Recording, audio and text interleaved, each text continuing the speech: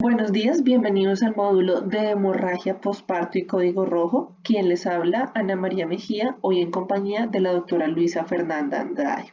Este módulo basaremos nuestras referencias bibliográficas en la guía de hemorragia posparto de código rojo de la Secretaría, en la obstetricia de Williams, en la guía de hemorragia posparto de la FLASGOC y en la guía práctica de la COC.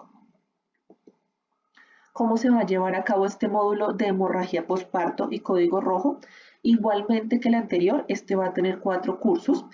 El curso que vamos a iniciar el día de hoy es el curso número 1, que es el curso que corresponde a la definición, epidemiología, clasificación, factores de riesgo y etiología de la hemorragia posparto. Posteriormente iremos al curso número 2 de clasificación del choque y activación del código rojo. Hablaremos de la hora de oro. En el curso número 3, medicamentos uterotónicos y ácido tranexámico, especificando mecanismo de acción, farmacocinética, farmacodinamia, posología y contraindicaciones. Y finalmente cerraremos el módulo de hemorragia posparto con el curso número 4, que habla del manejo quirúrgico, que este puede ser conservador o no conservador. Pregunta número 1. ¿Cuál es el porcentaje de muertes maternas en el mundo debido a hemorragia posparto? La respuesta correcta es la B, el 25%. Vamos a tener en cuenta que en la guía de la Alcaldía Mayor de Bogotá nos hablan de que la mayor causa de morbimortalidad materna es la hemorragia posparto. Se encuentra dentro de las 3 primeras causas de mortalidad en los países de primero y tercer mundo. La incidencia varía de acuerdo a la definición empleada, para lo cual hablaremos posteriormente de las definiciones de la hemorragia, y esta representa del 5 al 15% de los nacimientos, y para efectos de nuestra pregunta representa el 25% de las muertes maternas. Pregunta número 2. ¿En qué porcentaje la hemorragia posparto se presenta sin cursar con factores de riesgo conocidos? La respuesta correcta es la C, un 66%. Continuando con el diagrama anterior, vamos a tener en cuenta que el 66% de las hemorragias postparto se presentan sin tener factores de riesgo. Hay que tener en cuenta que esto es muy importante, ya que la hemorragia postparto es una emergencia obstétrica que compromete la vida y que puede presentar secuelas que nos pueden complicar más a la paciente, como un síndrome de estrés respiratorio, un shock hipovolémico, una coagulación intravascular diseminada, una pérdida de la fertilidad y un síndrome de Sheehan. Aquí vamos a tener en cuenta que las maternas pueden tener un riesgo de presentar hemorragia posparto. Podemos hablar de alto riesgo, de riesgo mediano o de bajo riesgo. Vamos a tener que para alto riesgo está las alteraciones en la implantación de la placenta, como presentar una placenta previa, una placenta acreta, increta o percreta. También aquellas pacientes que tienen un hematocrito menor a 30 tienen un alto riesgo de presentar una hemorragia posparto. La paciente que presenta sangrado cuando llega al hospital, las pacientes que tienen defectos en la coagulación o que tienen ya un antecedente de haber presentado hemorragia posparto. El riesgo medio está dado principalmente para las pacientes que tienen infecciones como la coriomionitis, para aquellas pacientes que hemos usado ya sulfato de magnesio, que prolongadamente han tenido también inducciones con oxitocina y gestaciones múltiples. Y como bajo riesgo de presentar una hemorragia posparto, vamos a tener algunas alteraciones en el útero, esto de acuerdo a la guía del boletín de la COC. Pregunta número 3. A nivel mundial, la incidencia de muertes maternas por hemorragia posparto es, la respuesta correcta es la A, de 1 a 4 por 1000 nacidos vivos. Eso representa el 25% que ya lo habíamos explicado anteriormente. Pregunta número 4. Se define como hemorragia posparto a la pérdida sanguínea en un parto vaginal de, la respuesta correcta es la B, más de 500 mililitros. Vamos a tener en cuenta que la guía de hemorragia posparto de la Alcaldía Mayor de Bogotá nos presenta estas 5 definiciones. Entonces, la primera es que la paciente en el posparto presenta una pérdida estimada de más de 500 mililitros de sangre o más de 1000 en el posoperatorio de una cesárea. Estos valores pueden ser menores si la paciente empieza a presentar signos de choque. La segunda definición es pérdida de todo el volumen sanguíneo en 24 horas La otra definición es una paciente que tenga un sangrado mayor a 150 mililitros por minuto, una pérdida del 50% del volumen en 20 minutos y un hematocrito que descienda mayor o igual al 10%. Pregunta número 5. De acuerdo con el volumen sanguíneo, la hemorragia posparto puede definirse como A y C son ciertas, pérdida de todo el volumen sanguíneo en 24 horas y pérdida del 50% del volumen sanguíneo en 20 minutos. Como lo expliqué anteriormente, existen estas 5 definiciones y entre esas 5 definiciones están las dos anteriormente explicadas. Pregunta número 6. De acuerdo con el descenso del hematocrito, la hemorragia posparto puede definirse como. La respuesta correcta es la D, descenso del hematocrito mayor o igual al 10%, como ya lo había nombrado mi compañera anteriormente en la guía de la Secretaría de Bogotá, dice que uno de los criterios es descenso del hematocrito mayor o igual al 10%. Pregunta número 7. De acuerdo con la velocidad de la pérdida sanguínea, la hemorragia posparto puede definirse como. La respuesta correcta es la B, sangrado mayor a 150 cc minuto, que también es uno de los criterios nombrados en la guía de la Secretaría de Bogotá, como ya lo hemos dicho previamente. Pregunta número 8. ¿Se considera hemorragia posparto si se presenta alguna de las siguientes situaciones, excepto? La respuesta correcta es la A, pérdida estimada de más de 750 cc de sangre en el posparto o más de 1250 cc en poscesáreas o mayor con signos de choque. Según la definición de la COC de 2017, se define como pérdida sanguínea mayor de 1000 mililitros o menos con signos de choque dentro de las primeras 24 horas posteriores al parto, independientemente de la vía del parto. Esta como tal es la definición como tal que ya conocemos.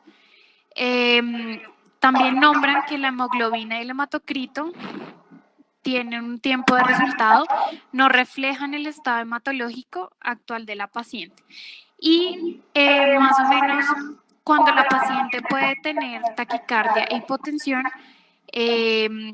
podemos inferir que puede tener una pérdida aproximada del 25% del volumen sanguíneo, por lo cual debemos estar pues pendientes por los signos y los síntomas como tal de la paciente, aparte de la cantidad de pérdida sanguínea, si no la podemos cuantificar.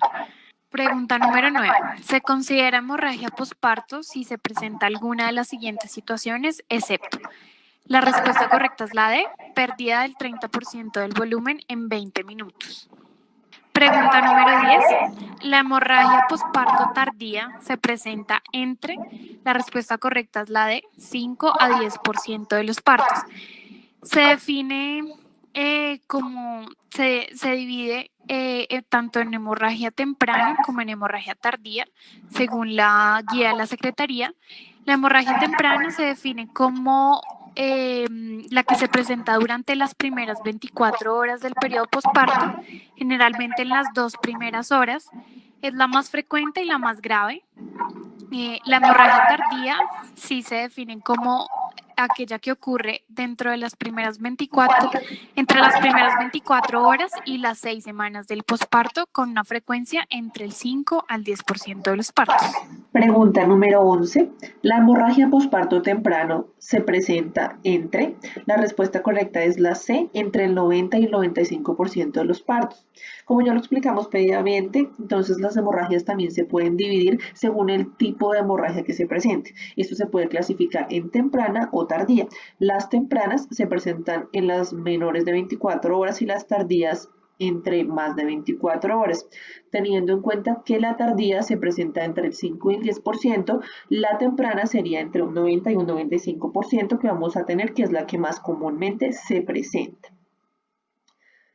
Pregunta número 12. La hemorragia posparto puede clasificarse según el momento de su aparición en temprana y en tardía, cuando es menor de las 24 horas y posterior a las 24 horas respectivamente.